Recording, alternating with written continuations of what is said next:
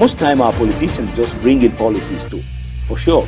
Incidentally, we have several more stories. The legislature was carefully crafted to 22.2% inflation rate as of April this year. What does that say about where we are as a country? I think Nigeria has resorted to being resilient. Before you call a police station, before they even leave, they'll take permission from. I don't think there's really anything on ground to improve. We struggled as to strike. The Minister of Education volunteered and said, give me 2 weeks. It was a lie. The president never gave me any deadline.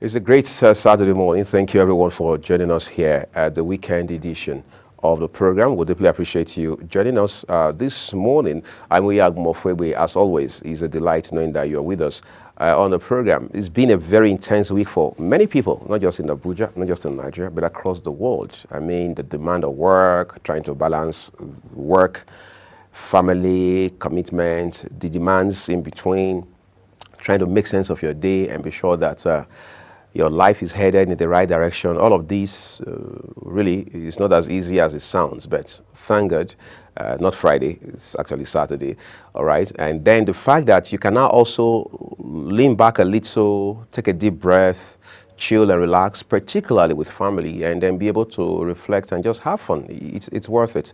Life is not so much about work as it is about impact and the legacies that we'll leave behind. It's just that work can be a vehicle for us to accomplish that. However, in the final analysis, family comes first. So even when you say you're working your fingers out, you're peeling your skin and breaking your back all day, every day, it is still towards ensuring that you give your family value and just give them the best life, as they call it. So here on Global Television is also our beat to ensure that we give you value for the time you invest watching us. So we're taking a quick break now. So much to talk about today. Like I said, it's a Saturday, so just stay with us on the program. We'll be back shortly.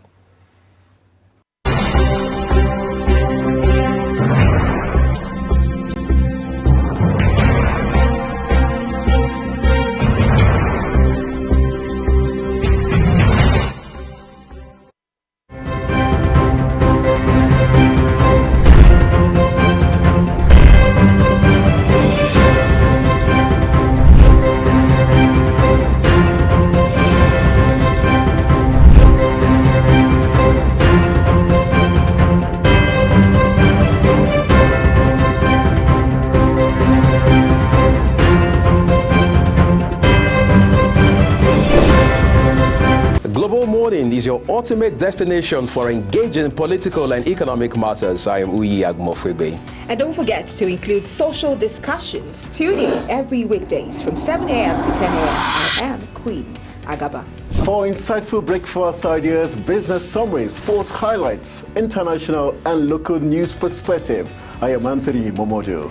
Don't miss the in-depth analysis of current and political issues by the Global Morning team and experts. I am Jumai Manson. Catch Global Morning here on Global Television. Getting on the action. I am Edikan Michael. We are the Global Morning team.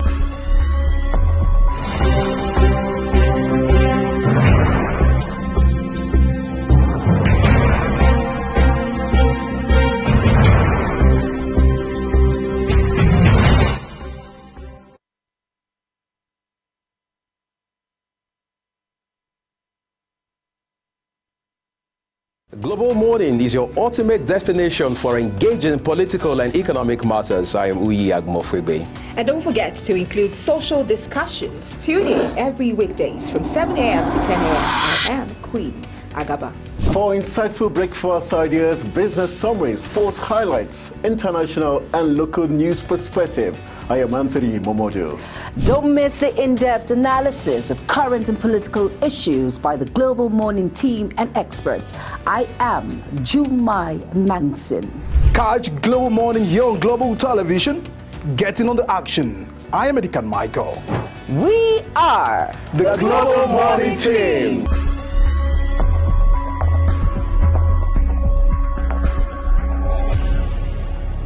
Global Morning is your ultimate destination for engaging political and economic matters. I am Uyi Agmofwebe. And don't forget to include social discussions. Tune in every weekdays from 7 a.m. to 10 a.m. I am Queen Agaba. For insightful breakfast ideas, business summaries, sports highlights, international and local news perspective, I am Anthony Momodu. Don't miss the in-depth analysis of current and political issues by the Global Morning team and experts. I am Jumai Manson. Catch Global Morning here on Global Television. Getting on the action. I am Edikan Michael. We are the Global Morning team.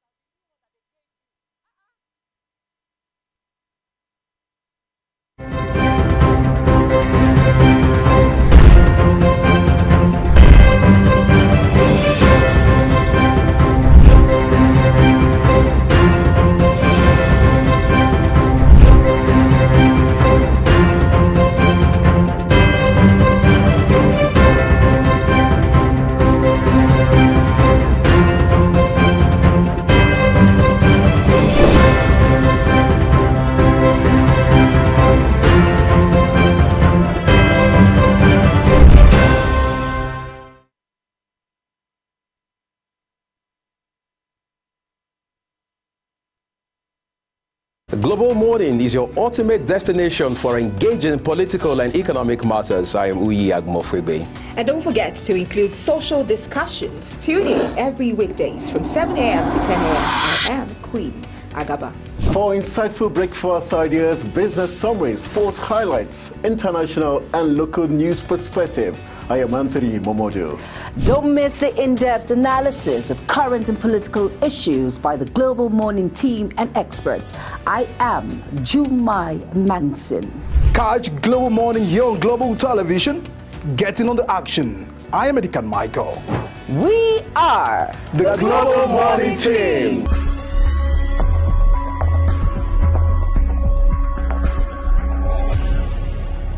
Global Morning is your ultimate destination for engaging political and economic matters. I am Uyi Agmofwebe. And don't forget to include social discussions. Tune in every weekdays from 7 a.m. to 10 a.m. I am Queen Agaba. For insightful breakfast ideas, business summaries, sports highlights, international and local news perspective, I am Anthony Momodu. Don't miss the in-depth analysis of current and political issues by the Global Morning team and experts. I am Jumai Manson. Catch Global Morning here on Global Television. Getting on the action. I am Edikan Michael. We are the Global Morning team.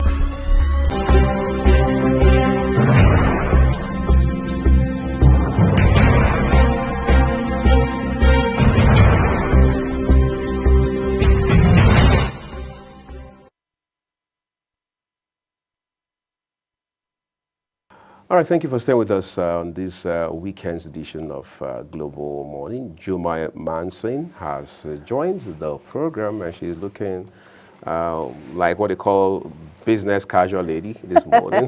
You're making it look like I wasn't behind the scenes watching you and listening to what you're talking about. Well, the science requires our viewers to see. Exactly. And good morning to each and every one of you out there. It's a beautiful Saturday morning, and I am not doing it alone. I'm going to do the introduction again. I'm doing it with Uyi Agmofwebe, and of course, I am Jumai Manson. It's great to be here. Always a pleasure, isn't it? Yes. I wanted you to be dumbfounded. I'm wondering, okay, why is she doing the introduction again? Well, I don't know. Maybe it's dress rehearsal for something I'm yet to see. I guess so, Right. But it's great to be here. It is. And Saturday morning. Yes, it is. But the weather, it's a weather for a cup of coffee, tea, just to sit down, relax. For some, it's just to just take your duvet and just cover up and sleep. That is it. And wake up Sunday night. But at the same time, it's great to be here. We should be grateful and thankful that we are alive. That's the most important thing. It is. I think life is all we've got. When it's all said and done, life is the most valuable asset that we have. Yes, and, it and is. of course, you talk about family next. After all, without all of this, nothing else will matter. Most of us are able to come to work because we have support, very strong support base, support system that comes from the families where we come from. Now, if we don't have that, we will be miserable, let's be very clear. But now, because we have that support, we're able to juggle work, do a few other things, because we know that you have a few persons who are going to have to step up for you, just close that gap that ordinarily your presence would have created. I'm not just talking about couples or family people. I'm also talking about those who come from supportive families. I've seen siblings who are very united. Yes. They have this bond that nothing, can break. Yes. When you have that, the world is yours to take. Yes, it is. And talking about sibling bond, I know what it is to come from that sort of family, because, my mom played a very key role, and my dad, to ensure that siblings have this bond together, that your happiness, your joy is also mine. There's no competition. We don't have to strive. No. He went, like I always say, my brother, who is a doctor, I'm a doctor because you're a doctor, and he would just laugh and okay, I'm a broadcaster because you are a broadcaster. So just be happy. That family bond is very important. And of course, friendship. There are some friendships out there that are closer than a brother or a sister. There are good people out there who are there for you through thick and thin, who stand in the role as a brother, a sister, a husband, or wife. There are some very, very amazing individuals out there. And to have those sort of people in your life, it's a plus blessing, really. We shouldn't take it for granted. Right. I totally agree, because in the end, they say there's a friend. I mean, that's what the good book says, that there's a friend that sticks closer than a brother. That's not to in any way disparage or discount the importance of having siblings, whether they are brothers or sisters. We're just saying that we all need family support. We all need some sort of support system. For some people, you'd be shocked. There's somebody they met during uni days, maybe in high school, maybe during NYC, maybe the first job they did, a colleague that they struck this kind of connection with, and they've come to be together the whole time. I remember when late Abakari just passed, former chief of, staff to the president, then former president Muhammadu Buhari. And then the former, of course, the immediate past Minister of Foreign Affairs, Geoffrey Oyema, was writing about him. And he said he had known him for close to 4 decades. Oh, wow, 40 years. Yes. He said, as a matter of fact, when he went on to take an Idoani woman as a wife, that the late Abakari was his best man. Oh. When I read that, I took a break and I asked myself, I said, hold on a second.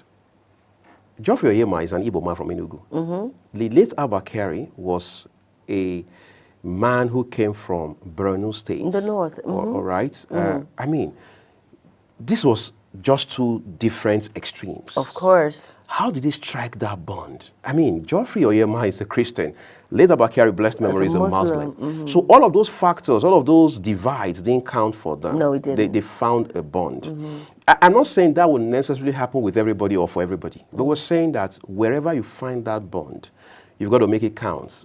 It's got to be such that it's mutually beneficial, not one person taking advantage. Not one-sided. Exactly, where ultimately it becomes exploitative. And then talking about these bonds, you have to put aside a lot for you to ensure that it works through thick and thin. I've known someone that they struck a bond when they were barely teenagers, and the next thing you know, they became very good friends, and it has stayed like that for years.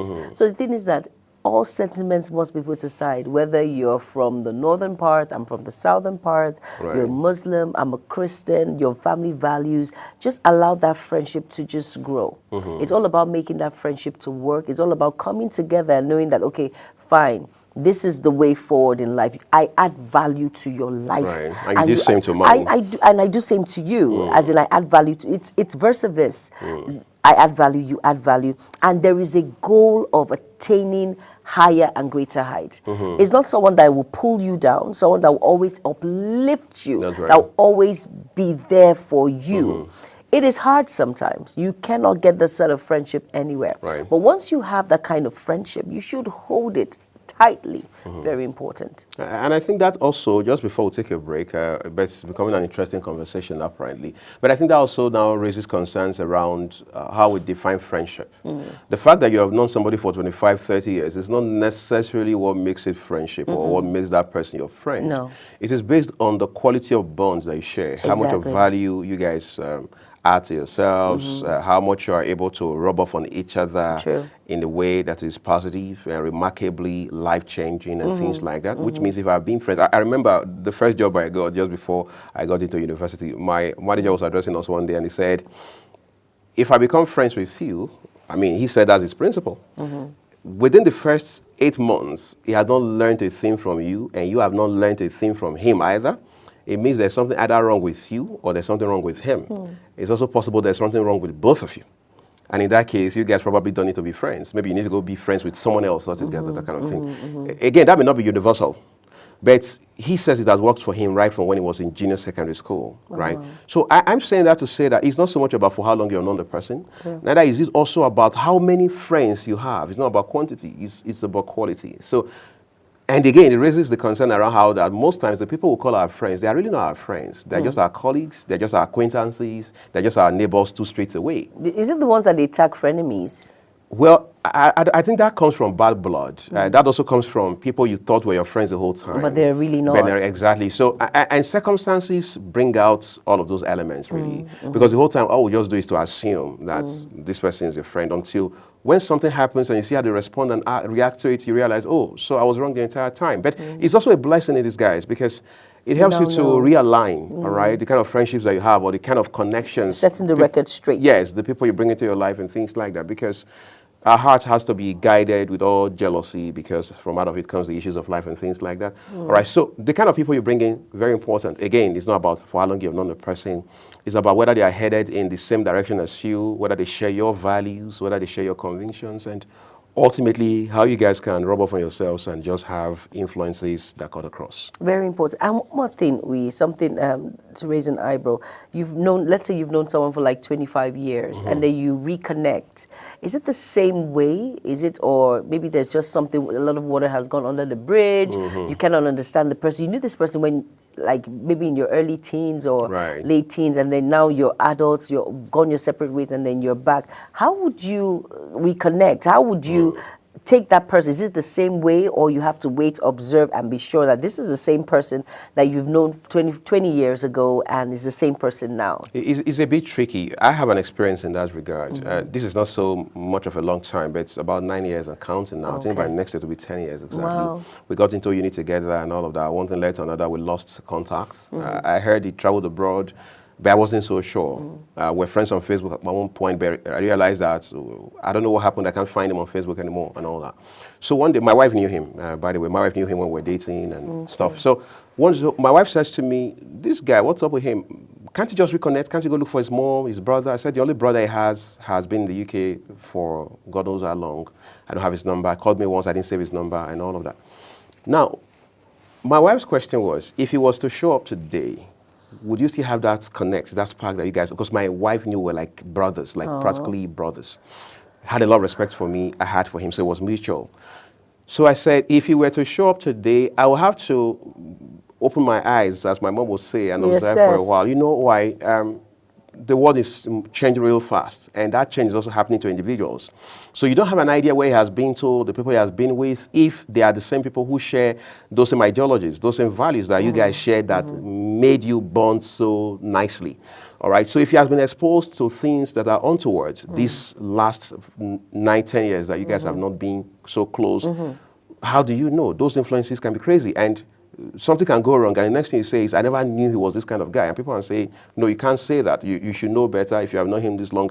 So I think if there has been that disconnect, so to speak, between you and someone for that long, all you want to do is to, of course, you don't want to ward them off. You don't also want to keep them at arm's length, as they say. But then you want to bring in your sixth sense, your intuition, all right, to be sure that nothing really has changed, nothing has broken, all right? Because in the end, some people are very gullible and impressionable, regardless of age and all of that. Exactly. So what happens if the person has been exposed? I mean, you would be surprised the person comes and stays in your house the weekend, and the next thing you know is they actually had a gun the entire time. And God forbid a million times, law enforcement shows up and says they are following a lead. And people know that Jumai will never do such a thing. They've known you that well the whole time. But this person has brought this kind of element into your life. So it's going to be you explaining without evidence. No, such one won't come near me. You know, so I think you just take your time to observe and see if anything has changed. Yeah. Okay. All right. Well, we've heard a lot about friendship. We've talked a lot about family bond. Right. But we've not talked about when you cross the line of friendship. And then you've known someone, or I've known individuals who were in school together and they were very good friends. And next thing you know, boom, they're married. So how do you explain that, Uyi? Crossing that line of friendship and going beyond all of that? Yeah, okay, you're saying when people have been friends, yes, maybe and then they realize, no, this is much more than friendship. We should take it further. We should take it further. Well, it's a good thing. I've heard people say marry your friend, even though, well, I have my own debates about that marry your friend kind of thing, right? But it's a conversation we can always have, marry your friend. I mean, who else do you want to really marry? The person may not be your friend, but these are people you have come to know significantly well. You can't really know people. A man once said at a wedding reception where he was chairman on the occasion that he was encouraging and advising, admonishing the couple, and he said to them, this is 25 years since I've been married to my wife, and this is the first time I can almost categorically say I know my wife. Oh, wow. We're not trying to say that you have to be married to someone for 25 years to know them, but he was talking about the peculiarity of his own union, right? So you really can't know people. However, if you have been in school with somebody for 3, 4, 5 years, depending on the length of your course and all of that, and then you keep that on beyond the 4 walls of the university into the labor market, as they call it, and all that, and then it's time for you to say, okay, let's settle down and get serious about our lives. There's the likelihood that some instinct in your head will kick in and cycle back to that person. Because you're not just going to pick a random girl or a random guy. You're not just going to want to start from scratch. This is somebody you have been familiar with, you've held hands. Yes, you've discussed a couple of things that are very personal, up close and personal, and things like that. But again, even if you don't end up marrying them, there's a pretty good chance you will give some thoughts to the idea of settling down with them. And if you eventually happen to settle down with them, I think it's good. And you hear Americans always talk about high school sweethearts. Not everybody will end up with a high school sweetheart. No, but we must find a way to get our sweethearts, whether it's from high school or upper class, higher school. High school, higher school. Right. Well, you know, friendship is key. Friendship is very important. It doesn't matter how long, but the most important is the now and how you make the best of it. Let's quickly go on a very quick break. And then when we return, hopefully newspaper review is up next. It's Global Morning Weekend. Stay tuned.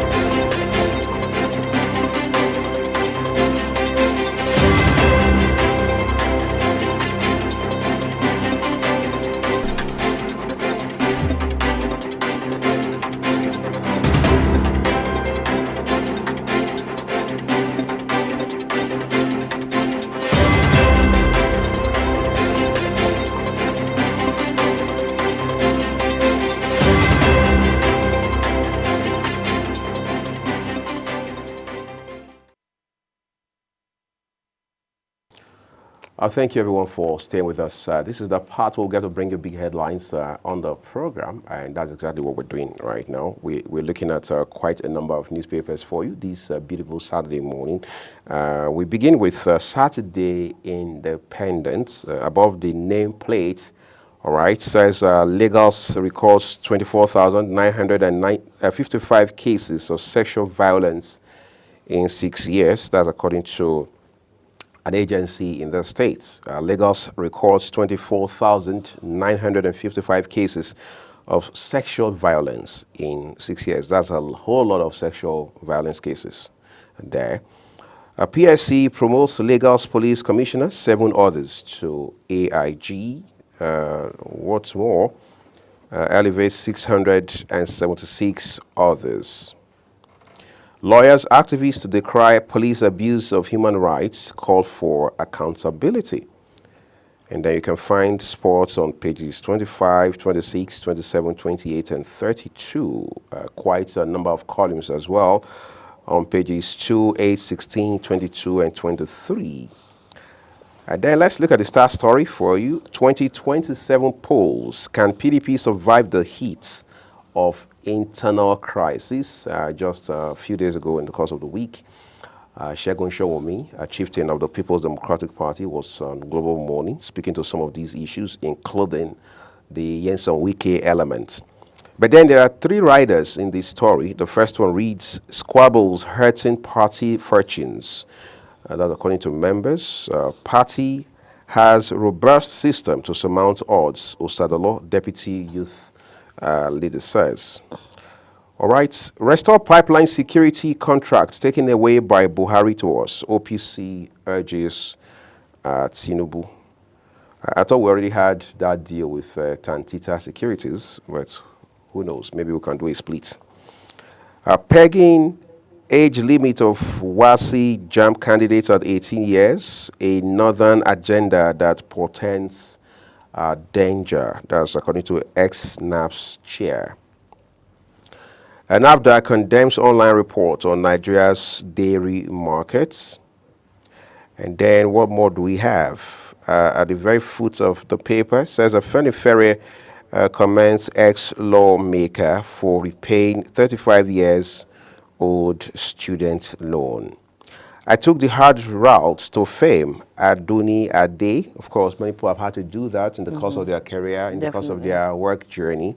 All right, but then the good thing is today you are glad you did. I'm sure if you wanted to do it again, you probably would consider the same routes. All right, but there's this story which is very interesting and sort of instructive. Is at the foot of the papers today. You find details on page 19 of the Saturday Independent. It says, Afenifere commends ex-lawmaker for repaying 35 years old student loan. You know this story about a lawmaker, a former lawmaker, who had gotten 1,200 naira as student loan in the 70s. Oh, wow. You know, but he says, look, he has done the calculation today using a couple of factors, including successive exchange rates, including the prevalent one. And he realized that what he was supposed to pay back is now 3-point-something million. Oh my so goodness. he has paid that to the authorities of the student loan, the NEL fund. Yes. So, but it's amazing how we're not seeing people talk about this much. But people are talking about all the wrong things in the world. Exactly. They're talking about who slept with whose husband, who snatched whose boyfriend. What phone are you? Are you looking at your wife's phone or your yes, husband's exactly. phone? We're having pedestrian conversations that have little or no positive impact on our lives. Exactly. But it's a shining example. I mean, nobody even probably knew it was an issue under the radar. You'd have kept quiet. Yes. And you know, funny enough, Juma, some persons will still argue and say that, well, it's because he has money, that's why I came to pay. No, I don't think so. That's not true. I'm not sure he's the only one who benefited from that scheme at the time, who has more than enough to pay back right now. But he's probably the only one who has taken that initiative. And we hope it will stimulate some sort of motivation in others. I hope individuals will follow suit and, of course, this trend. And it just shows, for me, it shows he has a conscience, and which most people do not have, and he has integrity. And, you know, for a man to come out and pay that loan, it shows that it has been a burden on him for years, for him to carry that burden and do the needful by calculating and paying that debt off. It shows integrity. It's not everyone that has that. Right. It shows a man of exemplary life and all of that. And I think individuals should follow suit and people should talk about it. And this is the role model our Gen Zs should look at. Individuals in our society now, those that are upcoming, should look at it and know that integrity is key. It gives that weight, it lifts that burden, that weight of, you know, all of these things that are happening now is very important. This is a very exemplary path to follow, and it is commendable. Right, sis. Okay, let's turn to other papers for you. This time it has to be the leadership weekend, and Jumai has all of those stories. On the leadership weekend, above the nameplate, it says Ajaokuta Steel hosts communities excited over Russian experts' return. And it says 7 missing, 89 houses washed away in Niger flood. Unfortunate incident there. And it says Onyeka Owenu buried in Lagos. Finally. And below the template, it says large-scale farms abandoned as insecurity escalates in the north. And below the leadership weekend, and the star story there says workers to wait long for new minimum wage payment. You see, and the riders there are 3 riders there. It says most states yet to set up implementation committees. Labour awaits consequential adjustment template. Federal workers cry out, give FG September deadline. You see, this is the problem. Now, I'm going to get to that first of all. Terrorists kill 3 students, injure 1 in Yobe Shait School.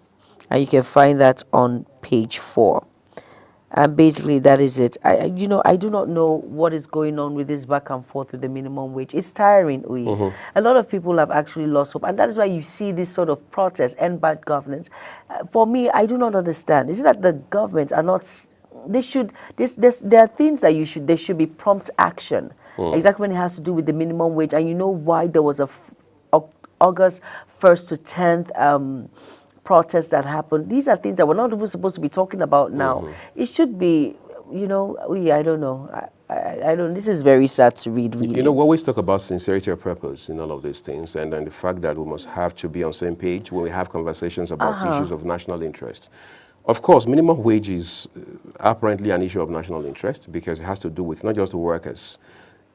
It has to do with livelihoods. It has to do with the lives of citizens.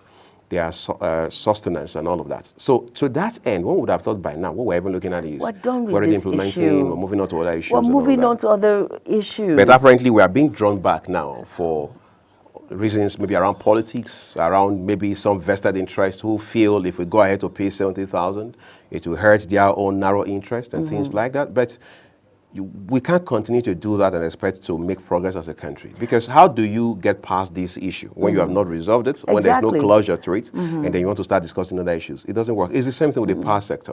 We have not resolved power. We keep talking about foreign direct investments and all of that. We have not resolved insecurity. We keep talking about bringing foreign investors into the country. Or talking about burning our coast when it comes to agriculture. We have insecurity. And then, I was speaking with someone yesterday after the program. She called me and she said, Jumai, can't you see the implementation of a minimum wage? There is no headway. And that is why Joe Ajaero is being summoned to distract him from all of these things, not to talk about it. And I said, well, I do not know, but yet the investigations are still ongoing for us to see. So let's just see how well this plays out. And we just hope there's not going to be another national strike again, which will not be pleasant, basically. It shouldn't, but then people have the right to demonstrate if they need to. No, it's a fundamental human right. They have to make it peaceful and stay on the message, and of course, just continue to drive the narratives around development. Exactly. Because if you have issues or crises, because this is a crisis situation with this minimum wage,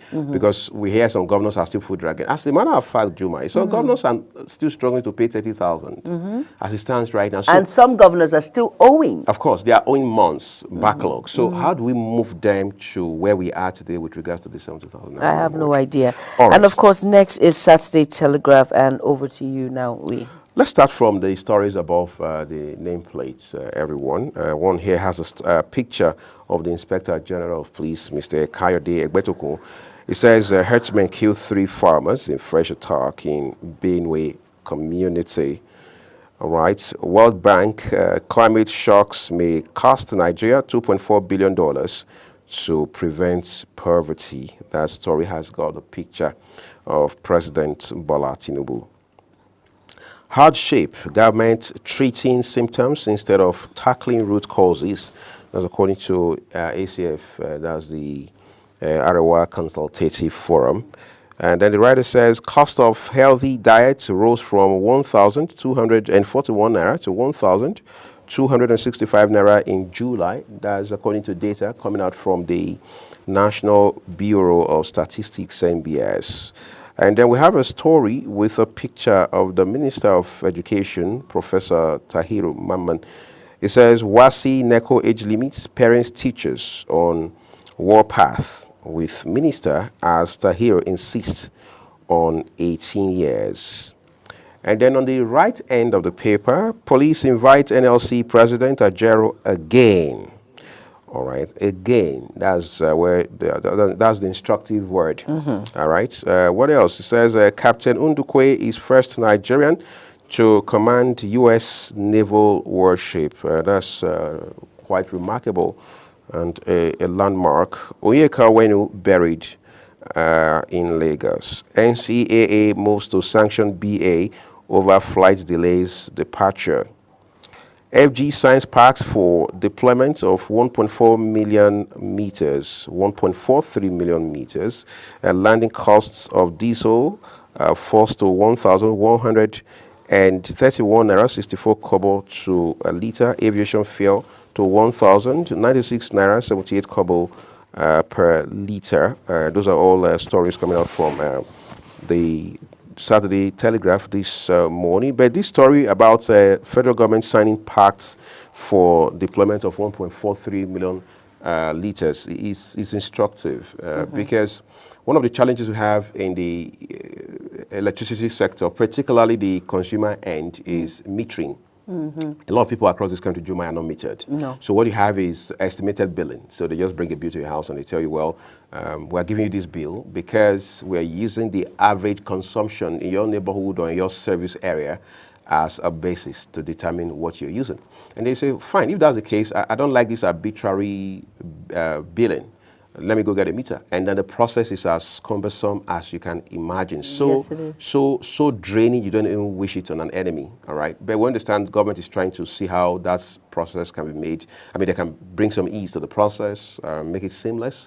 They're also enlisting private sector partnership. So the plan, from what we understand in the nutshell right now, is that these meters will be acquired and distributed to those who have applied for it, due process followed, and then they will have to spread the payment for them. In some cases, we hear for as long as 5 years or what have you. But the question is, how do they pay? It means every time they buy top-up or what you call units, energy units, there's an extraction. It will be, yes, it will be deducted from it. So that deduction will happen until they defray the entire cost of the meter. But bottom line is, beyond the nuances, consumers must be metered. Otherwise, we are just operating a fraudulent system. Very true. And but talking about the metering, it's very, very important. And if you look at it critically, it will save costs. It's better to understand that, okay, I'm being metered, and at the long run, I pay for the light in which I use. So I can either increase my units, decrease my units, as long as I am working in that frame of what I am being metered for. So it is a step in the right direction, but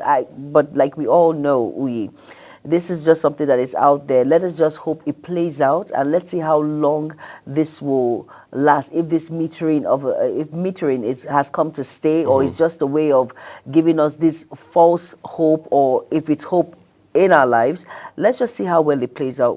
But really, metering is just the way forward. I think it's the way forward for the average Nigerian who uses power for substance. It's very important. It's got to be, but we have to look at the Guardian as well. Okay, exactly. So I can guide us through the right page too. By all means.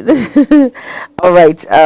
Above the template on the Guardian, and it's page 6, it says, how non-state actors can deepen democratic culture values in Nigeria.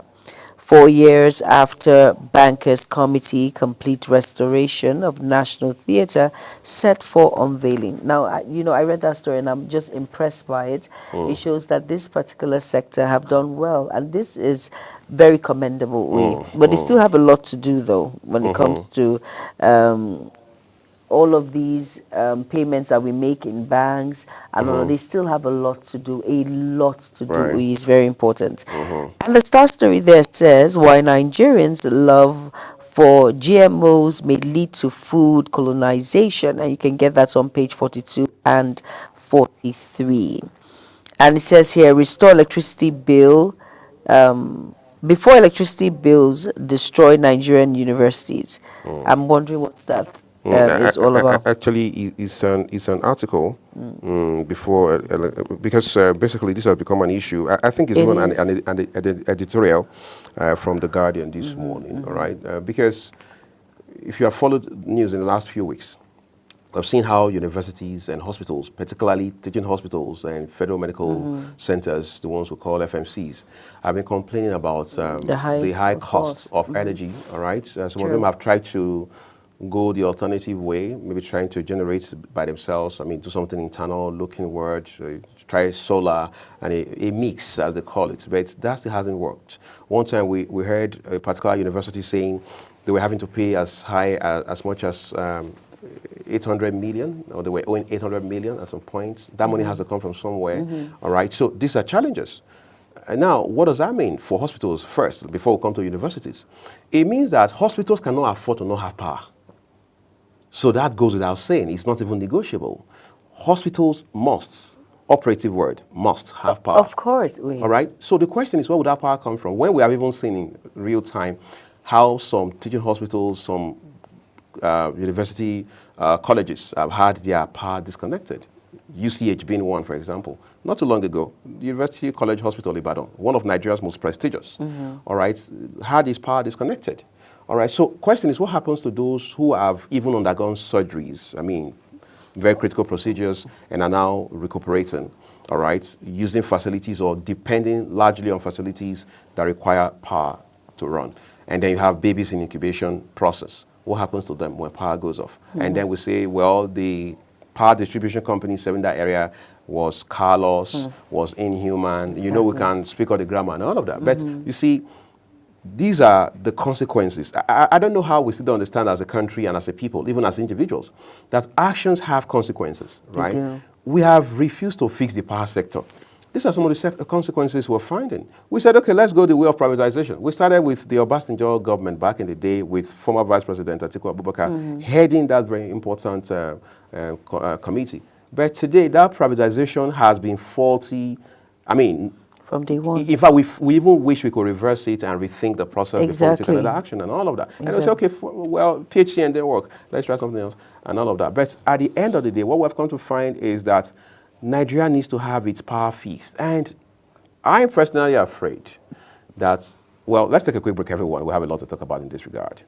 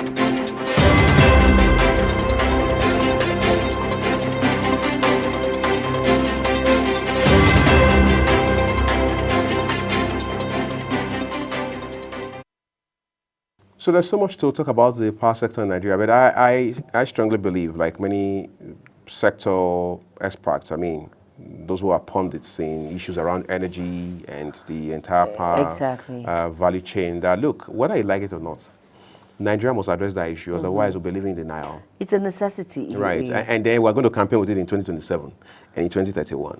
So at what point are we going to just take a break and find the courage to tell ourselves the truth? And do the needful, which is very important. Power is very important. And you won't say to yourself, I don't need power, it's their business. No, no, no, it affects you. It's everybody's business. It's everybody's business. It affects you in one way or the other. So we need to find a way around it. It's very important because it is a serious issue and we need to talk about it. And like you said, we need to tell ourselves the truth. We should. All right, up next is the next paper and it's The Nation. So over to you. All right, let's take a look at the Nation newspaper for you. Quickly, big story is the first we're looking at. Boko Haram invades Yobe school, shoots students dead. I mean, really? This is mind-boggling. All right, what's more? 2 riders storms college on 10 motorcycles. Soldiers kill 9 terrorists in Kaduna shootouts. You can find those very disturbing details on page 4 of today's issue of the Nation newspaper. Governor Oti Obi others pay last respects as Onyeka Wenu goes home. How we were consigned to jail in China without fair trial. Who is saying that? Well, you can find out on page 11 of the Nation newspaper today. A 9-day ordeal in kidnappers' den by rescued medical students. At the foot of the paper, Edun comments military's role in economic recovery.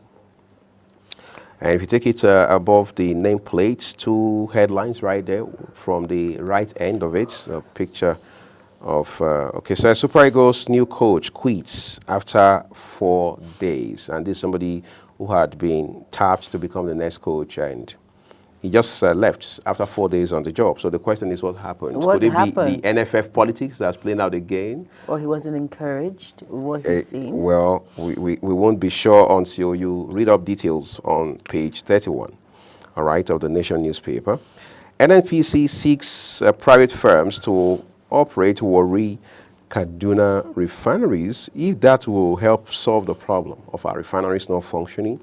Well, I think by all means we should embrace this idea. But that takes us to the Saturday Times next. Yes, and of course, the Saturday Times, we have below the template, the star story there says, independent marketers blame extortion at depot for rising cause of PMS. And there it says, panic in hospitals as doctors refuse to shift ground despite federal government's threat. And then below that, it says, Lagos records 24,955 cases of sexual violence in 6 years. Man docked for allegedly defiling his 10-year-old daughter. What will we make of that? I really don't know. Regina Daniels sparks pregnancy rumors with prayers for twins. Supplementary budget wage increase may worsen inflation in Nigeria, says Augusto and Co. Elegant stallion Onyeka will finally lay to rest in Lagos. And now, one story that has captured my eyes is Lagos records 24,955 cases of sexual violence in 6 years, and a man docked for allegedly defiling his 10-year-old daughter. And you wonder, what can you make of this sort of story, Uyi? A man will stoop so low to defile his own flesh, not just his flesh and blood. At 10. At 10. Why, Uyi? I really don't know. You're the male in here in the studio, so I want to ask you if you can. I know you can never relate to such a thing, but I don't know what must have. I really don't understand what happened to his wife. What happened to his girlfriend? I'd like to borrow a line from Omar Wami's song, "If You Ask Me." Oh, if you ask me, now who I go ask? Right. That one. You see, I think, quite frankly, now, I mean, talking seriously, we are beginning to have more of people with twisted minds in society. Really? We are beginning to have more of psychopath in society. And on that level, blood and flesh don't seem to matter much. Whether the person is your daughter or your son don't seem to matter much. One of the first crazy stories I heard back in the day was a young girl who talked about how that she had been defiled at age 10 by her cousin. As young as I was, the first question I asked her was, what did your parents do? Like, what action did they take? You know, she said, well, her mom got angry, her dad got angry, sent him away. Of course, it's Africa. We try to be conservative, sometimes hypocritical. Really? And then what else? You just want to keep it under wraps and that sort of thing because it will be embarrassing and things like that. So it's more complicated than we think. It's already crazy enough that this is between a man and his own flesh and blood. It's even crazier knowing that it's something you can't even talk about. It's like rape, for example. Armed robbers come into a house with 4 flats apartments, and then get to rape 3 sisters. And then their mother comes to neighbors in the other 3 flats. I mean, real life story in the city where I grew up. And she's begging the neighbors to say, please do me one favor. Nobody should talk about this. Nobody should hear about it. And now you're asking yourself, I mean, why don't we go out with all of this so that people like these, criminals like this in society will learn a lesson and learn their lesson the hard way and all of that. But you're also asking yourself, will people not make jest of it in this day and age of social media? Will people not make skits out of it, for example? And like they will say where I come from, who get Peking when they wanted, they do joke, that sort of thing. So these issues are complicated. But first off, I think Lagos, if we want to be fair, has been very amazing in terms of how it has approached all of these issues. Yes, around sexual violence. In fact, they even have a special court. And we know that court has been very functional and vibrant the entire time. Look at what we're seeing here. 24,955 cases recorded in 6 years. That's almost 25,000 cases. Yes, it is. At least those are the ones on record. All right, so I think other states must also learn how to follow suit in this regard, not just how to copy the IGRO model of Lagos because it has to do with money. No. When it comes to things like these issues of human interest, we must also we must make investment in these processes because there are people who run these courts. I mean, there are lawyers, there are judges and all of that. Yeah. There are administrators, there are clerks and what have you. Lagos State government has to pay for these services, including all of the tests and investigative processes that have to be carried out and things like that, because these are important issues. The impact it has on these girls as they grow up to become women. Oh my goodness. It's only better imagined than experienced. I had a friend back in university days, and I was always wondering why she was always so shelled and so afraid.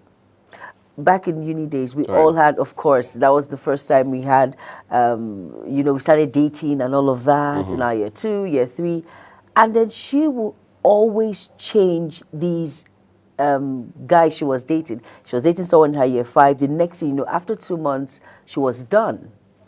Beautiful girl. And the guy will come and say, what is wrong with you? The person she was dating then, what is wrong with you? You're having a relationship with me. The next thing I know, you're having a relationship with my friends.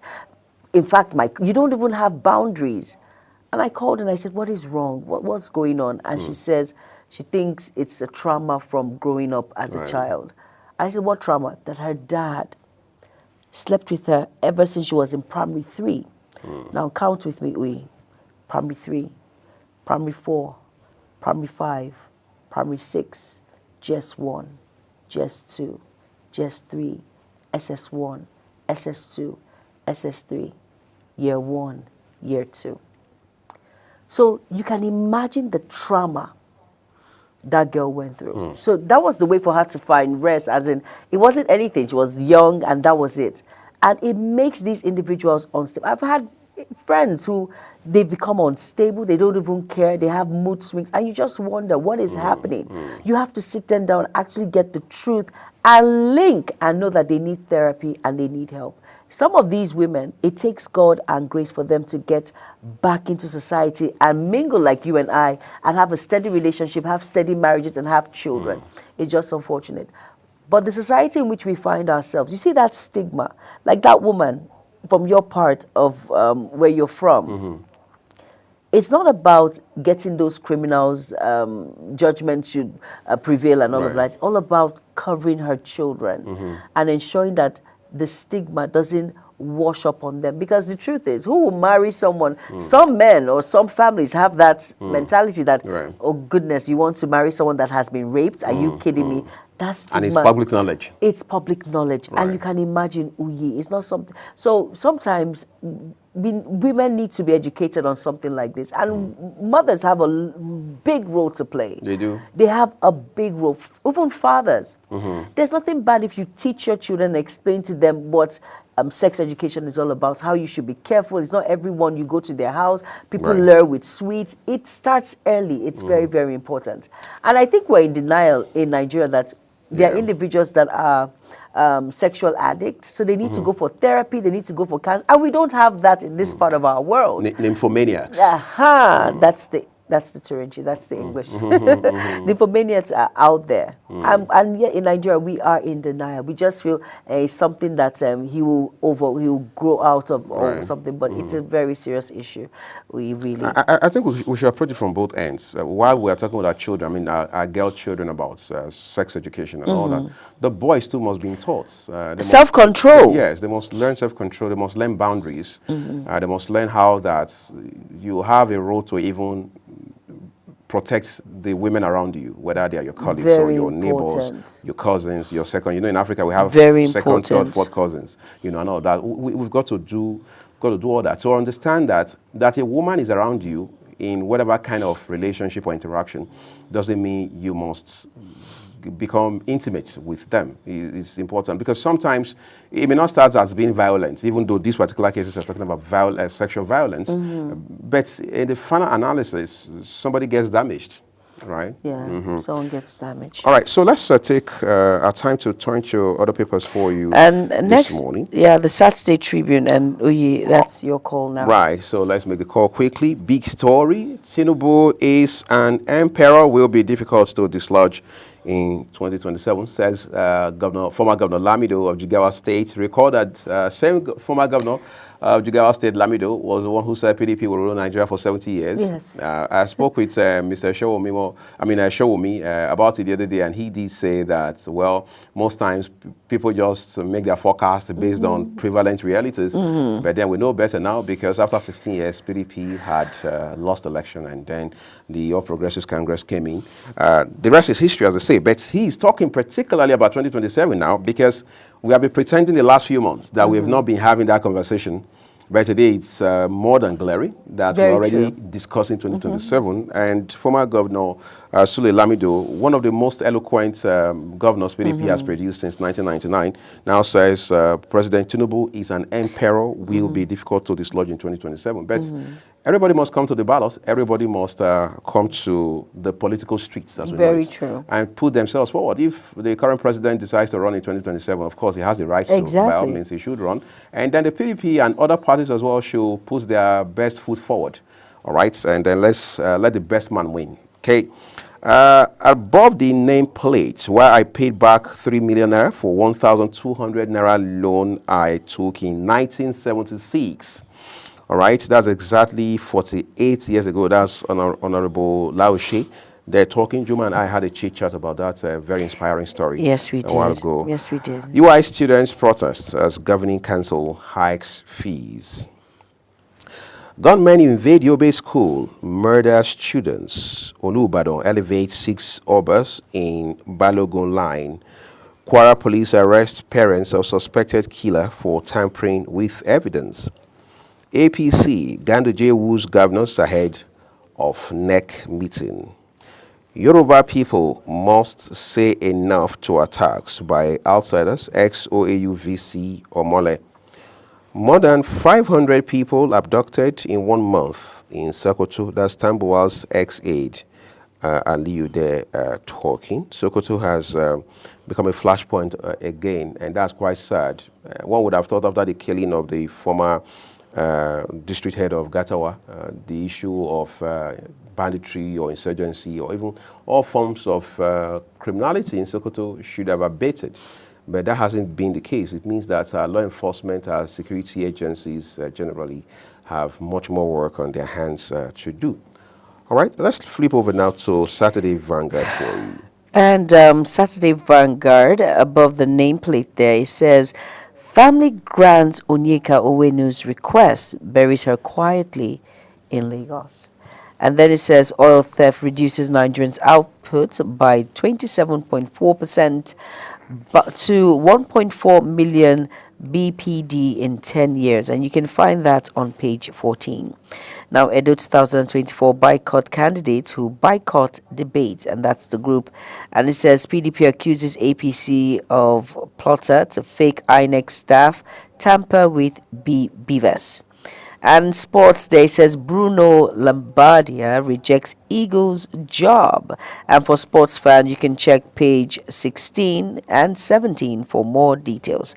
Now below the template, now it says why our security can't track kidnappers. That's from investigative report, and it says investigations, and you can find that on page 9. We have 2 riders. It says fault not from our end, NCC. Politicians use tracking device for mistresses, enemies instead of criminals. Retired Senator Police Officer. And 2024 position in disarray.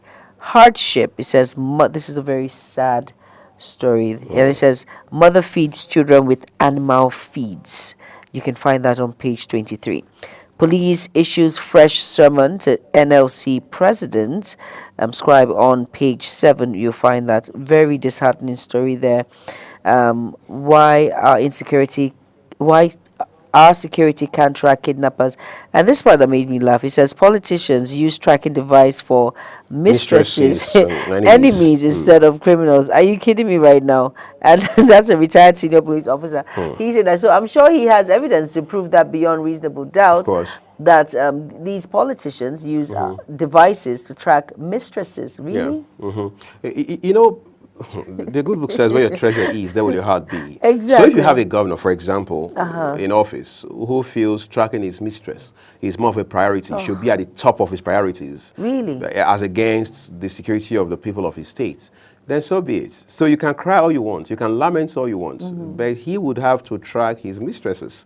Track her in Dubai, track her in Johannesburg, track her in London, track her in New York, track her in Abuja and Lagos and all of that. So it just shows that we're not telling ourselves the truth. No, we are and not. This is coming from a retired senior police officer, which means that there's a bit of, some sort of credence to it. It also means that we must begin to learn to hold our leaders accountable at all levels. We can't be crying to Abuja to the president over pepper, onion, tomato, salt. Go to your governors, go to your local government chairman, go to your councillor. Very important. Hold people responsible. And that's why I so much love the private sector. In the private sector, typically, there's somebody responsible for every kind of assignment or task. There's a supervisor, there's a manager, there's a head of department, there's this, there's that. So somebody must be held accountable. So nothing is just swept under the carpet. But in the public space in this country, very sadly so, something happens where the governor is supposed to take responsibility, be held accountable. That's when the governor even flies out and marries another wife. The way you said it, Uyi. And another very sad commentary here. It says a mother feeds children with animal feeds. It has hasn't gotten to that level where it's so sad that the hardship is biting really, really hard.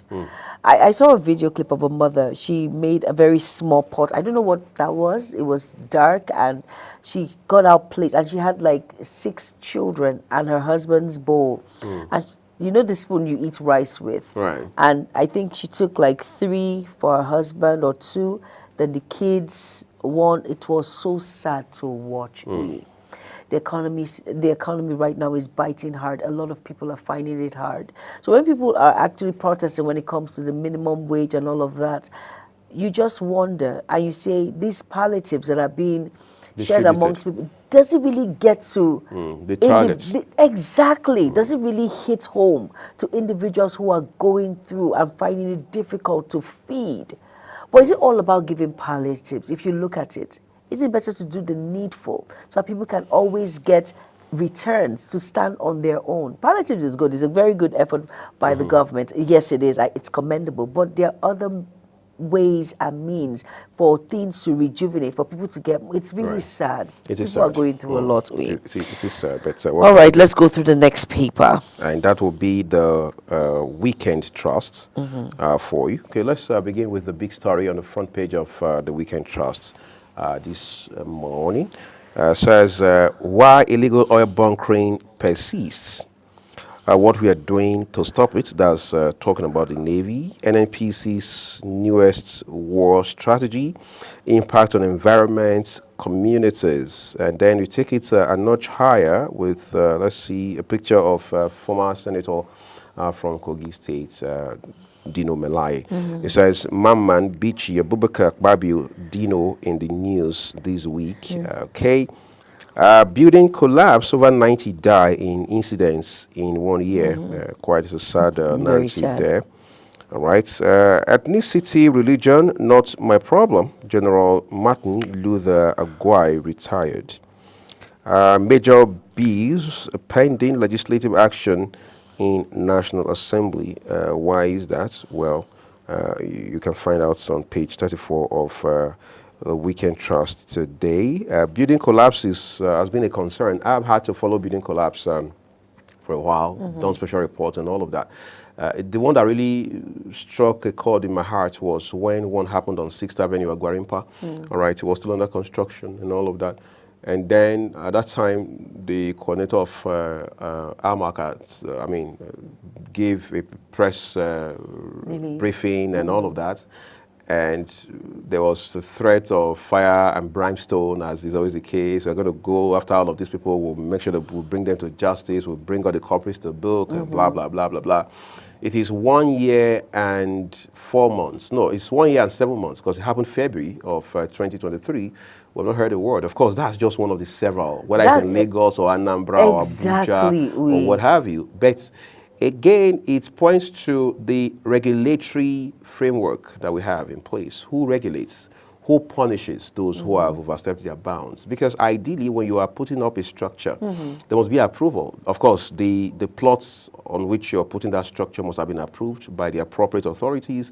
The structure itself must have been approved by the appropriate authorities, all fees paid and what have you. And then you must have developers, you must have build architects, you must have engineers on the ground. So you must have all of those industry experts who must take the building from foundation to roofing. But most times, because we want to cut costs, we want to cut corners, there's the tendency to bypass or just boycott this whole process and call Jumai, who is somebody who has been building houses for 20 years, and say, well, she's my cousin, even though she studied English and literature. I'm just saying, Juma didn't study English and literature. No, I didn't. All right? It doesn't matter. She's been building for 20 years. She's been building for everybody in my family. She has the experience. She has the experience, yes. She knows how to mix cement and all. Juma, come and build this. Juma does it, and 4 months later, it collapses. And meanwhile, Juma is somewhere in Europe enjoying herself with her family and all of that. But people have lost money. People have lost lives. We are even happy that in some cases, is such that nobody was in the building when it happened. You say, okay, well, money is gone. We can always recover that. And some we cannot even give account. In fact, in some cases, people are so trapped that we can't even count how many persons are trapped. We're just pulling out bodies after bodies after bodies. Really sad. People should be held accountable. Right. Really, this is a very serious issue. Buildings buildings that are not habitable for human lives. Like like you mentioned, you can just pick a random contractor, come and build this, and the person tells you, oh, yes, I can, I will do this. But can you really blame the building collapse? Don't you think we should blame it on the materials that are used that are not even strong enough to hold such weight when it comes to these buildings? It's very sad. A lot of individuals are connected to this when it comes to the materials, when it comes to the contractors, when it comes to the authorities involved, when it comes to vet and approve. So everyone should be held accountable. And it's just unfortunate. 1 year and 7 months, and then of course that building Gwarimpa has not. He just came out once, and that was it. And in so, like you mentioned, in so many cases, people just come out. Oh, it's just like it's sad. People just come out and cry. Just 1 day, 2 days, 3 days, and that is it. Move on. Nothing happens. It's just unfortunate. Yes, it is. Incidentally, that's our last paper for you this morning, everyone. We're going to take a quick break right now, and when we return, the rest of the program will be brought to you. Do stay with us.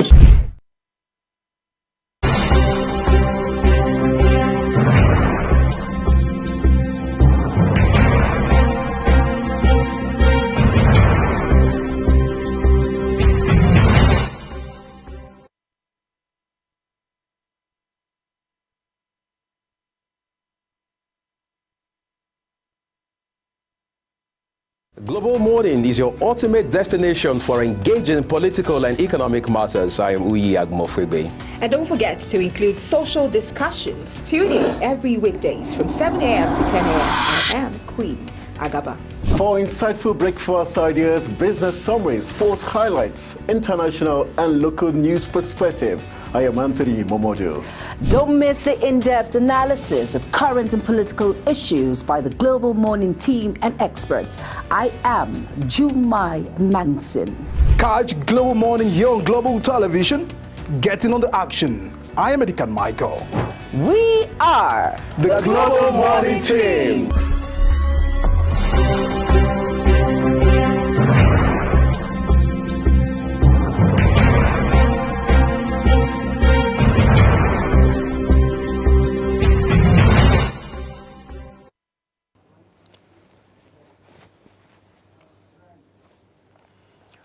So much to talk about on this weekend on Global Morning. Flooding is one big deal right Exactly. now. Yeah, but there's a story here talking about 7 missing, 89 houses destroyed in Niger flood. That's Niger State just behind us here, right? It just shows to you that, of course, Niger State is not alone in this regard.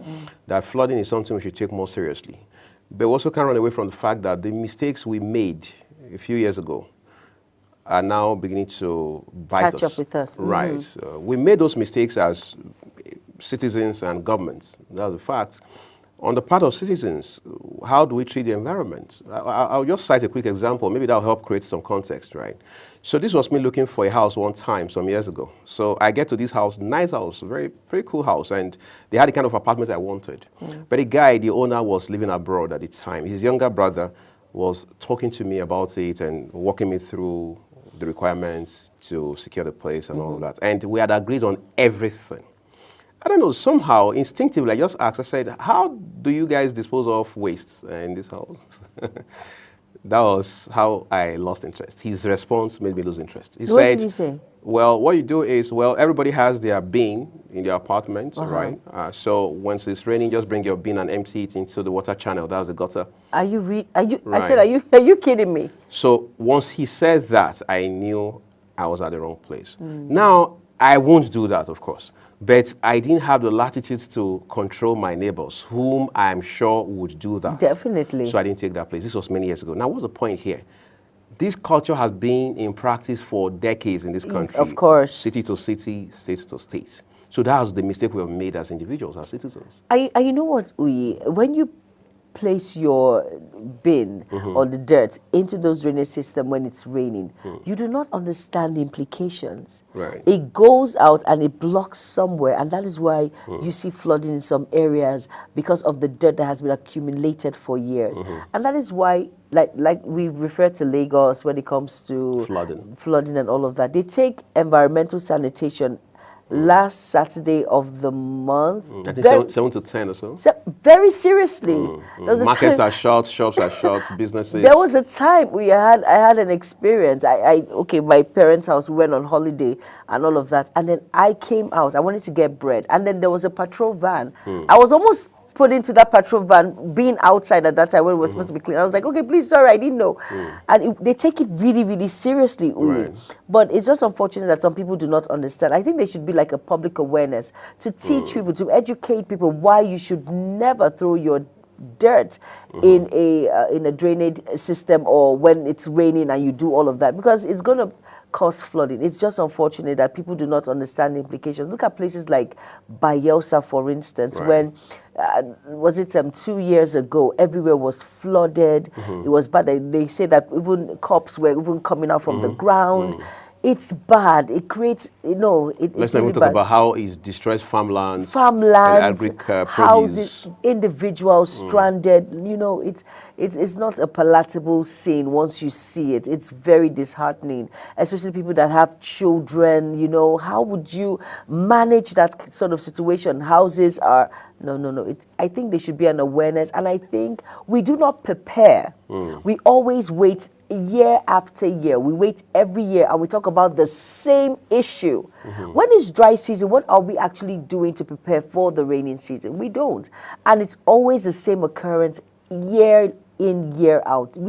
We spoke about flooding last year, didn't we? We spoke about it up a year. So what are measures put in place? The right authorities, what are measures put in place for you to come up and say, okay, fine, next year, 2025, is going to be a different ballgame. Immediately after the rains, when it's dry season, these are the measures. Everyone should try as much as possible, clean your gutters, the drainage systems, ensure that everything is smooth, waters are passing by smoothly, and all of that. So we really need a lot of work to do.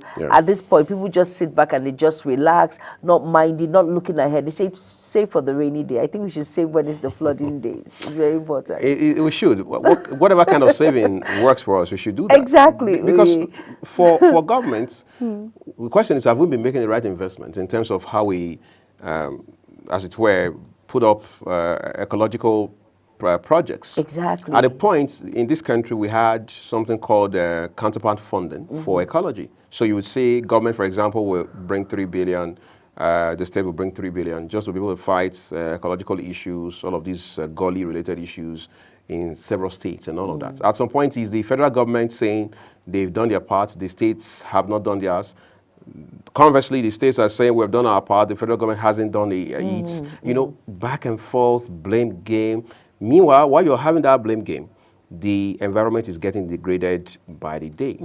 So we have had all of those issues. Recently, the Nigerian Meteorological Agency, NIMET, has been dishing out advisories after advisories. One of the most recent ones that just came out a few days ago is to say that states should begin to build IDP camps, because people will be internally displaced. So let's be clear from the start, all right? So that's what it means to be proactive. You already know that this is the sort of impact, give or take, that flooding will have on this area on this part of the city or the states between this month and this month. And this will be the implications in specific terms. Therefore, these are efforts, these are measures we can put in place to help mitigate these adverse impacts. Some governors will listen and partner with the right agencies and then do the needful. Some governors will politicize it, look away, track their girlfriends in Dubai, London, and Johannesburg. How do you know their girlfriends are in Dubai? Well, it's in the papers. All right, God, why do we say all of this? You see, we can pretend. That's the problem with pretending about problems. You live in denial, you pretend, or as former President Olusegun Obasanjo will say, you play the ostrich. But by the time that problem begins to rub off, you can't pretend anymore because it will be in your face. Exactly. Right. And then looking at this, some of these, talking about IDP, and I don't want to deviate from what we're talking about. Some of these IDP camps, have you gone there? I don't want to mention any that I've seen, but there's one. The standard of living there. Oh my goodness, oh my God. From the hygiene to sanitary conditions. As in, you should go there, There are refuse all over the place. With these buildings, they're not even building. You know what do you call it that you make with raft, or it's not like buildings like that. It's nothing to write home about. Some huts. Exactly, it's nothing to write home about. Some IDP camp here in Abuja. You should visit and see. Not the ones that they show you on TV, the outer, the nicer places. Where maybe the president's wife is coming to speak, the governor's wife is coming to talk, FCT minister is coming to give out palliatives, or that hall that they... So they package it for you. No. Please go to where they live. Go to where they live, and you'll be shocked that humans live here. There was a video I made, and it was nothing to write home about. There was refuse all over the place. The smell that came out from that. Oh no. It's really sad. I think we have a lot. When we talk about IDP camps, there's a lot that needs to be put in place. A lot of measures need to put in place. No, we should take a rethink when we talk about IDP camps, especially here in Abuja. There's some that is nothing to write home about. You shouldn't even mention it or talk about it. It's unfortunate. It is sad, but then what more can we say? Environment is all for us. I mean, it belongs to us. How we treat it is very important. Now we're talking about climate change, environmental degradation. This is not just about the oil exploration going on in the Niger Delta alone. It's also about flooding. It's about deforestation, desertification. Famine. It is about famine and droughts. Look at what some countries in the world are facing, even in Africa, all right? Droughts, and see how it is difficult for them to find water. Yeah, to have water all over the place here, we're taking it for granted, all right? Let's take a quick break, everyone. When we return, a lot more to talk about on the program. Stay with us.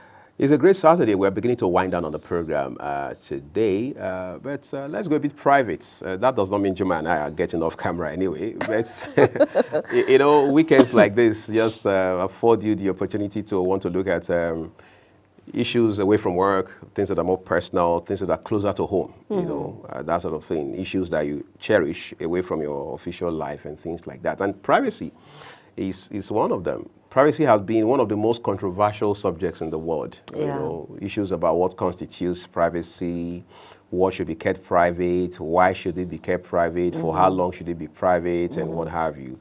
One time, a colleague in my former organization told me, I'm not a secretive person, I'm just private. Okay, what's the difference? And I said, what's the difference? And they will laugh over it. But you see, sometimes when people want to be political or diplomatic, or they just want to shy away from the issue, they tell you, I'm not a secretive person. Of course, we are all private on some level. And that's why there's something you are not telling somebody sometimes, depending on the relationship you have with that person. And that's also very important, because where people are in your life or the kind of relationship you have with them should determine the sort of things you share with them as well. Very it's true. as simple as that. Very true. And yeah, like you said, it depends on where you are in my life that I can tell you what I need to tell you, what you should know.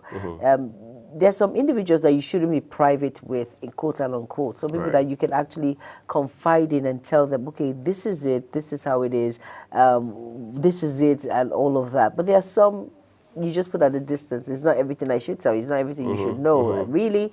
But there are some people that are just very private. Whether we are close, we're not close, it's not every information I will share with you. That's right. I won't tell you about my private life. I will not tell you this. I won't even mention it. It's just, let's just do the work and we'll go, even when we are very close. So I think there should be a boundary.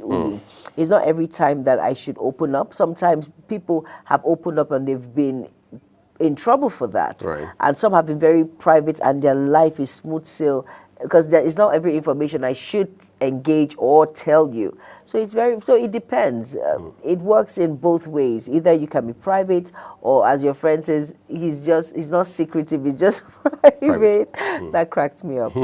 Or I should just, I will tell you what you need to, or what I want you to know, not that you need to know it or get that information from me. So it depends. It depends. But there are some people, even people who are married, for instance, it's not all their friends that you. Let me just put you on the spot. Your wife, she knows all your friends from A to Z, all the ones you talk with, outside work. Is it all your friends that she knows? I think she knows as many friends as I'm in touch with. She does. That's important because certain things shouldn't take her by surprise. Yeah, true. I mean, these are basic things as far as I know, but that may not be the same for other people. For example, my wife can ask me randomly sometimes and say, I've not heard you mention the name of so-and-so of your colleague, especially when I was my former organization. Hope they're okay. Are they still with you? Do you guys still work together and things like that? So there is that one, right? But I also believe that it's not right for you to force people to tell you things they are not willing to voluntarily tell you. Very true. If people are not willing to share certain things with you, you don't have to beat it out of them. In fact, there's even a law that prohibits law enforcement agencies from using coercion to get information from suspects. I mean, even at that level, all right? Let alone for individuals. So if I'm your colleague, for example, let me make the choice of saying, I want to share with you about things that are personal to me. Don't force it out of me. But of course, you can't stop people from pock-nosing, from wanting to know about other people's business, even when it's none of their business and things like that. But in the final analysis, Jumai reserves the right 100% to say, Uyi can only know what I have for breakfast today because I want him to know. He can't know because he wants to break his way through, because he wants to force me to tell him, that kind of thing. So we must also learn to draw that boundary and understand that there are things people won't share with you. And again, there's also the problem of, okay, Uyi and this other person is in the same environment. Uyi told this person this thing about himself. He didn't tell me why. So that means that person is more of his friend. That could be the reason. Very true. Because I choose my friends don't choose me. So if we're not friends enough for me to share that with you, so be it. It doesn't change your life. It doesn't remove money from a bank account. It doesn't reduce your call credit on your phone. You can make other friends that are even far better than Uyi in every sense of the word. So we need to understand that, and then you bring it to things like devices. One time, something that really got me pissed off in 2013. So a young girl who was on our team at that time said, okay, she just realized I had bought a new phone and said she wanted to see it, which for me is normal, right? She admired it and said she wanted to see it. She wanted to see how clear the pictures are. I just had a few pictures. And next thing I know, she's reading all my messages and checking my bank SMS notifications and everything else. I was so disappointed because right from when I was an adolescent, I've never liked the idea of people overstepping their bounds. I just believe people should do themselves, be themselves. I'm not interested. If you want to come share with me out of your free will, I mean, out of your own volition, I appreciate it, I respect it, I feel it's a privilege. But I'm not going to overstep my bounds to want to know. I don't even want to hear the rumor about it. Keep it, let me do my thing, you do your thing. Talking about device, you know, a lot of people fall into this category. I'm sure a lot of who are watching they're on this table and they can actually relate. I know someone that will say, okay, Jumai, please let me use your phone. I want to take a picture. And the next thing you take a picture and you're going through all my photos. I asked him, who is this? I was like, are you kidding me? Did I ask you to go? And a lot of people do that. A lot of people want to pry into what is not theirs, and it's so unfortunate. This device, the phone, has brought a lot of issues in relationship. It has broken a lot of homes because some people want, like I shared a video with you about what happened, the girl that slit the neck of her boyfriend because she asked, who is calling you? And he was like, there's nobody, your friend. And he's like, you're calling someone and got a knife, and the next thing you know, these things have caused issues, even in homes of partners, individuals who are married and all of that. So I don't know. A lot of people will tell you, once we're an item or we're dating or we're married, whatever umbrella you fall on, I should look. I have every right in the world. People put attachment to it. I have every right to go through your phone. You cannot. And some will tell you, no, you do not have that right. Even if we're an item or we are partners, marriage, whatever umbrella, I should have my own privacy. That's my own privacy. And some others will tell you whatever you do not know will not harm you, because definitely what you're actually looking for in that phone of your partner, you will definitely see it there. But I'm sure individuals have to tune in on Insight Today on Monday to get full details of different opinions of telephone gist on, okay, is it okay to go through your partner's phone? A lot of people feel I should, but a lot of people out of respect would tell you no. And it's very addictive, very addictive. Once you start, it takes God and grace. Going back. As in, you'll be surprised that you might be sitting there and I'm sitting here, someone who goes through the phones of her spouse or her partner or whatever, and you can see what he's typing. Like on your tab now, I can see if you're You're looking at an expert, don't forget that. I don't really want to say that, but don't put me on the spot on national TV. I didn't. I just only made you a little more visible than you already are. Me laughing out loud. But the thing is, there's some women that it's so addictive. That once you start going through your partner's phone, it takes God and grace for you to stop. Right. Like even when you put the phone down and he's like downstairs, something will tell you no, don't touch it. But something will just say you touch it.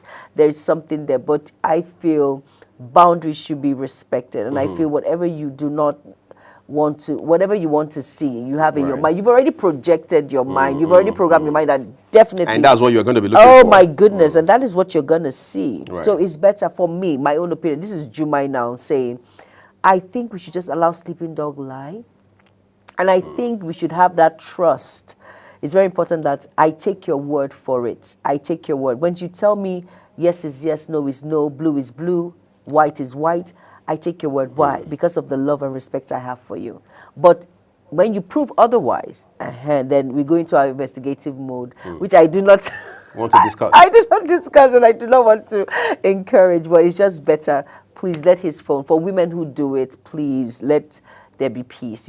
Sometimes it's very irritating because you will not want him to pry into your own phone and check, because it feels as if, really, if you trust and respect someone, please leave the phone alone. The highest you can do, ask. If you're not sure about something, who is that person that is calling? And whatever he says, take his word for it and just trust the one that created you and I. I always tell people, for those that I cancel, I said, for your fear about a spouse or a partner, someone you love cheating on you, why don't you trust the person that created him?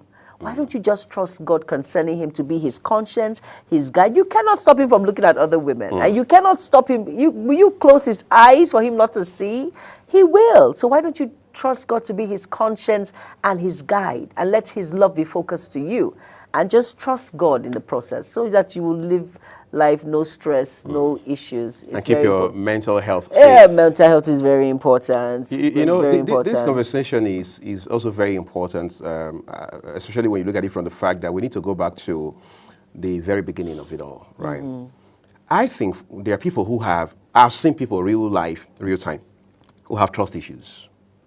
That they've brought from other places, maybe from their families, maybe from their previous relationships, the experiences they've had here and there, and all of that. A girl told me in 2011, okay, somebody had brought her to say I should help her, like guide her to buy a particular item. She was, at that time, a roving kind of artist. So she would do her paintings and all of that, go for exhibitions all over the place, traveling a lot and all. So she needed to get a computer at that time. So someone who knew I had a background in IT said, okay, we could help you.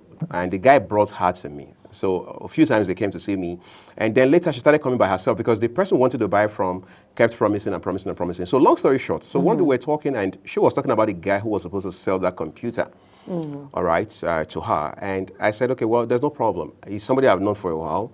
If you can trust him with a part payment, it's fine. If you can't trust him, just be patient, let it bring it. Then you pay him in one installment and all that. And then her response, which is why I'm heading right now, was, I can't even trust my mom, let alone someone else. Oh, gosh. So when you have somebody with that sort of mindset and you go into a relationship with them, there is no telling that, I mean, as they say in America, no too telling, that she would bring that same attitude to the relationship. Definitely. Because she has a mom that she cannot trust. And if a lady can't trust a mom, the question is, who else in the world She will never trust you as a spouse. Will she trust, including her spouse? And that is why it's very important that when you're going into a relationship or marriage, whatever, you should be a work in progress. You should work on yourself, especially those who are divorced, those who are widows, widowers. Don't just jump into a relationship. You need to sit back and have a reflection. Right. Just sit back and, okay, fine, it didn't work out. Maybe you're separated. It didn't work out. Now I want it to work. So what did I do wrong? What did he do wrong? Which qualities I do not want to see in another person? Which qualities I don't want him to see in me that I need to work on myself? Right. It should be a self-reflection. It's very important, Uyi. And that is why we carry that negative vibe to the next relationship. And it's really unfortunate. This is a very long, it's a very wide conversation. We have to talk about it maybe when next on the program, but it's really wide. But really, you need to work on yourself. It's because individuals can be very toxic. And believe me, you do not want to be near a toxic person. Like someone who is very, like someone like me that I'm always, I love to laugh, crack jokes and all of that. And then you meet someone who will kill that part of me.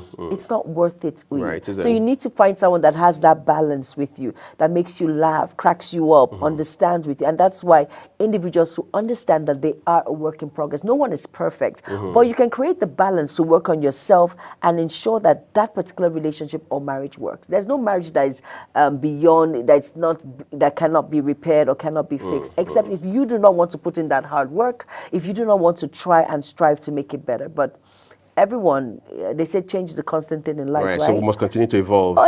Very importantly, so we should create that balance. But please, my opinion, stay away from your spouse's phone. At least let's have our peace. Let's have our peace, I beg you.